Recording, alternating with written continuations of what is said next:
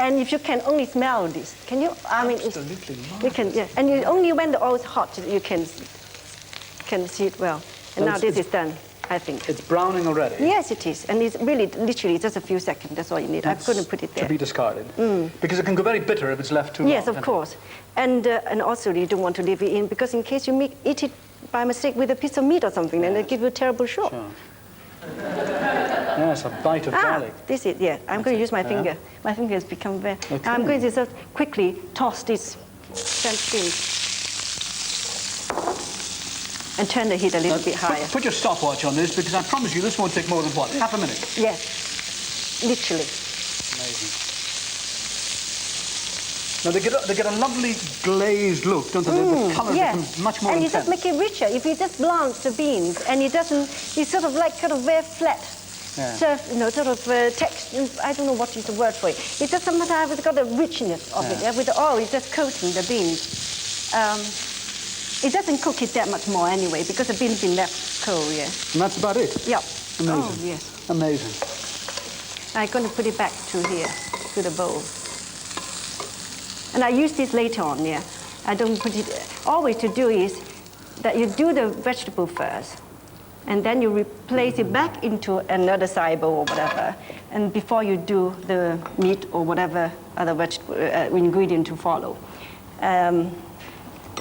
Now put some more oil on. You don't need to wash the pan again, because the actual flavor of the vegetable is in the pan. Stays there. Yes. And it doesn't... if you wash it, then it's a shame that you're going to lose that flavor, yeah. So presumably we're now ready for the... Yes. The marinated That's right, prawns. yes. Now, this is going to be quite a sizzle, is it? Very much so. I have to shout, I think. Well, before we do it, I'll tell you what. Yeah. Let's introduce the things that you're going to, because it's going to be quite noisy. Yes. Because we're going to put 3 things in. Now, here they are here. There's tomato sauce. Yes. Very conventional tomato sauce. And some sherry. Yes, dry sherry. And that's it, just give it. If you like. Yes. But this is a different kind of thing. This is... It's a chili, it's a sweet chili sauce. Sweet chili. And with anything seafood or fish or something like that, it's always nice, a little touch of it, yeah? But if you like it hot, you put a bit more in, right. And if you don't like it, then you take a bit out. Let battle commence. Now, there you go. I give you back yes, this, thank yeah? you. I'm just going to turn it quickly, and I'm going to put a little bit of tomato sauce. I never measure, and I just know roughly. That's what it is, yeah. Then goes the sherry. Yes.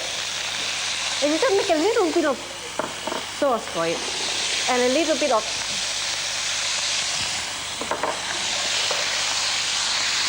Now again, this is going to take real time, about a couple of minutes, no more. No more. The whole thing completely, finished.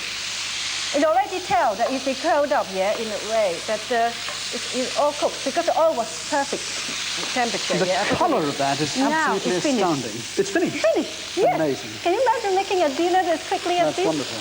Now I'm going to put it onto a side plate.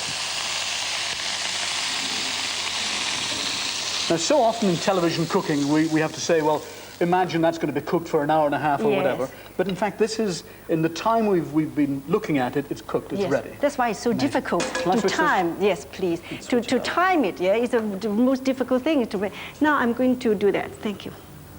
As always with great cooking, the colour, you really do eat with your eyes, don't you? And for me, I think appearance is very important. It's as important as the taste. And I always like to make it a little bit sort of more decorative, yeah, than you just finish a dish and bunk it on a plate. Yes. There we go. Now the colour is sensational, isn't it? And it just makes it so much more impressive, yeah, the whole thing. And a nice contrast of colour. And it's lovely to eat the vegetable as well, anyway. And the smell is absolutely wonderful. Now, just one little finishing touch goes on here. I put it here, yes, that's all right. And let's just not mask it. No. Let's move it. There we are. Now, what are these? They are roasted sesame seeds. And I did it with just putting it in a little bit heavy frying pan without any oil. Mustn't put any oil in it, or it goes soggy. And just turn it in a sort of medium to high temperature. And a few times, and it becomes really lovely and got a lovely roasted taste to it. And I'm just going to sprinkle a few to add a sort of nice flavor, nutty flavor to Great. it. Now, next week, we're going to introduce everyone to the real secret of rice, of how the Chinese get rice looking so absolutely wonderful. We'll just show you it there. Look at that, all lovely and fluffy. And next week, you'll explain how to do that. Yes. Let's move over to the table, carrying this over, and look at this splendid Chinese meal. Now, there it is. It looks absolutely wonderful. What is the starter? It's spicy rolls. It's my kind of version of spring rolls. It's little rolls are made with the filling of mincemeat, spring onions, and fresh coriander, and a little touch of the special Chinese spices called five spice powder. And this, of course, the main course that we've seen. What about the poo? Now, that looks really something, doesn't it? That is a sort of funny pudding, isn't it, in a way? But since we're going to have quite a rich kind of dishes to have, I think most of the Chinese prefer a plate of some fruit or whatever, yeah? So I saw really nice papaya they are in the shop, so I thought that's perfect. Well, Lisa, that looks absolutely marvellous, and I can't resist showing my amazing expertise with a chopstick and having a go at this prawn. Yes. Look forward to next week. What should I say when I eat a prawn? Is there a Chinese thing for cheers or something like that? Yes, you just said mamansik. Mamansik, yes, right. mamansik. Great, thank you very much. Some people, in fact, like the tails because it's a bit of roughage. Thank you very much. I might have known he'd know how to use chopsticks. Smells pretty good over here anyhow. That was Lisa Kinsman introducing us to the secrets of Chinese cooking. But now we return to Little Miss Dynamite, as she used to be called. Not exactly America's biggest success story, but certainly at 4 feet 9 inches, her smallest, ladies and gentlemen, Brenda Lee.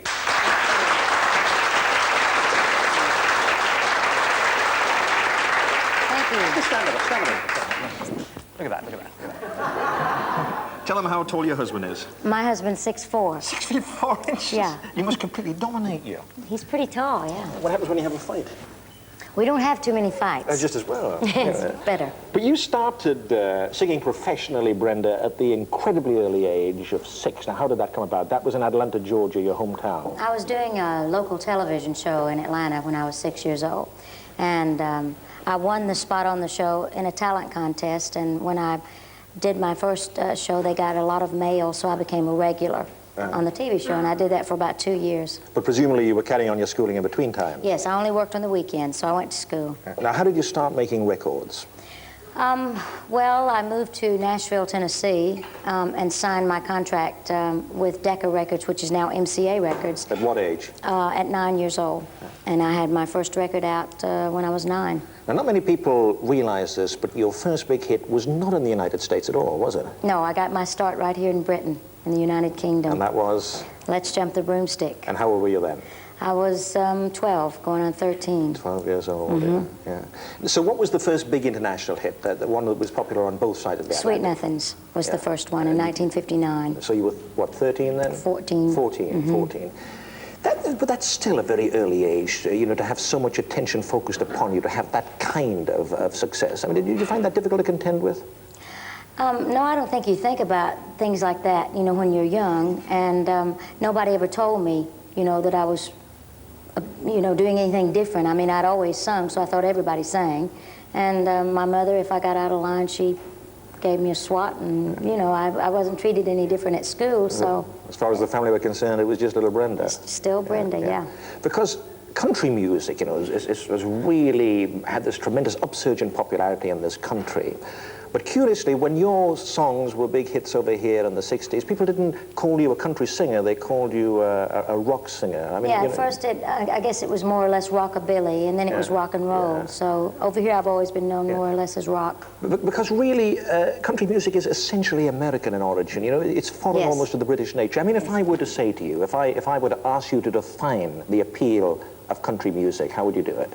I think it's the relationship between the artist and the fans, their people, the honesty of the songs, what they relate to. And that's basically it, just the honesty. And country music stars and people love their fans, and that's what it's all about. They're accessible to their fans. And there seem to be songs which deal with everyday occurrences, everyday life, things. yeah. When you say accessible, I mean, are you accessible? Can people come and knock on your door in Nashville, Tennessee? Of course. Yeah? Of course. That's the only reason I have a door is because of those people. So I'd love for them to come. My fans have been so great during the years, and whatever I have, they're a part of that, whatever I am, so I love them. Now, I know that you're only doing 2 concerts over here, one at Lewisham and one at Eastbourne. That's on Sunday and Monday. And I also know that you tend to restrict the amount of work you do deliberately. So what do you do in between time? Well, I'm actually coming back next March for a longer tour, but I don't work that much. I work about 7 days a month, and that's kind of spread apart. And I take care of my children. I have 2 girls, and I do the regular things a mother and a wife does, you know. How old are the girls? My oldest girl is 19, and my youngest girl is 14. And, I mean, do they have any ambitions to move into the music field? No, my oldest girl is in her 2nd year at the university. She's going to be a lawyer. And my youngest daughter is just a high school student. They both are musically, they play the piano, and the little one sings, but they don't care about show business. They've seen the other side of the coin. I think so. They know how much hard work's involved there. Yeah. It must be a funny place to live, though, Nashville, because there are so many big stars just living round about. Do they tend to mix together, or do they avoid each other like poison? No, I'm very good friends with everybody that lives there, but unfortunately we can't personally mix a lot because they're out on the road working.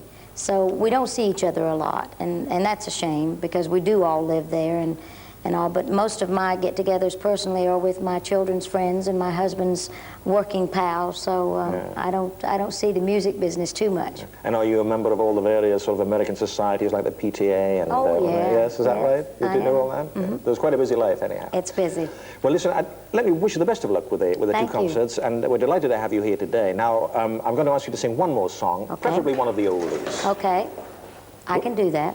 So what's it going to be? I'd like to do a song called As Usual, which was very good for me over here. Certainly it was. So if you'd like to take your position, Brenda, in the meantime, I'd like to hand back to Donnie just for a few seconds. Donnie.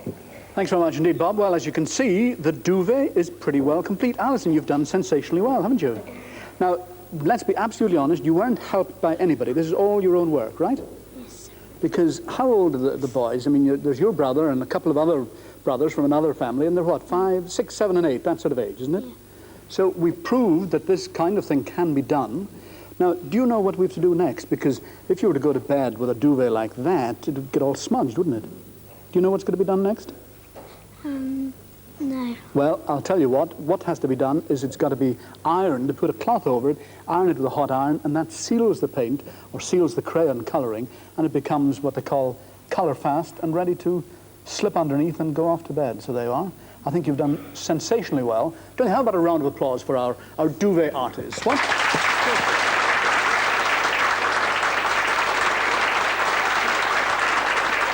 Well, you've proved it can be done. A wonderfully customised, individualised duvet to go to sleep under. Who's going to sleep under it now? Should we give it to somebody? Matthew, maybe. Eh? What do you think? Try it out. Oh, everybody wants to sleep under it. Anyway, there we are. We've proved that it can be done. We're going to say goodbye to you now, musically, with Miss Dynamite herself, Brenda Lee, and she's singing for us, as usual.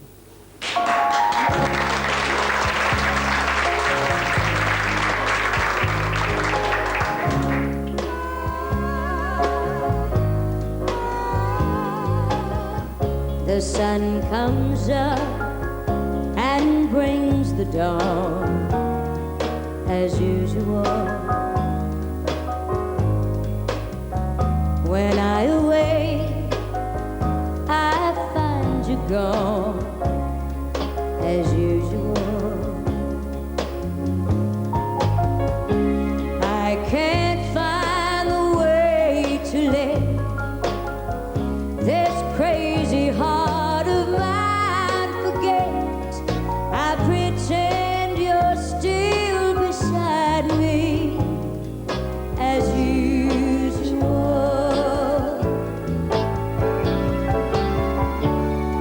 Each evening I take a walk, as usual.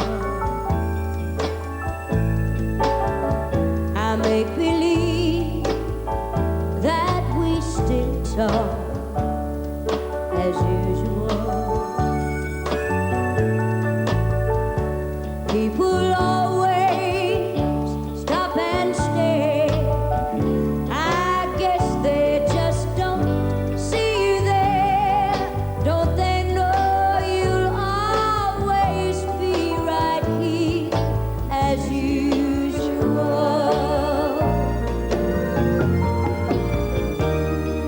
Today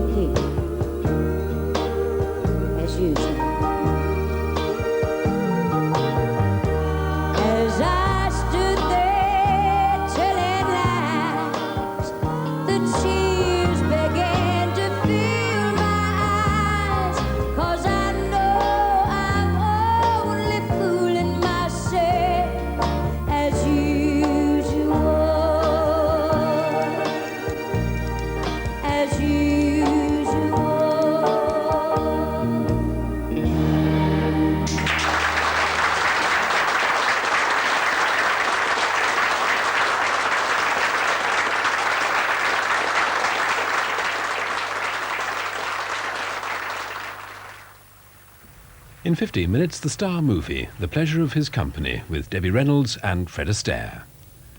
That's after the Seesaw programme, Hokey Cokey.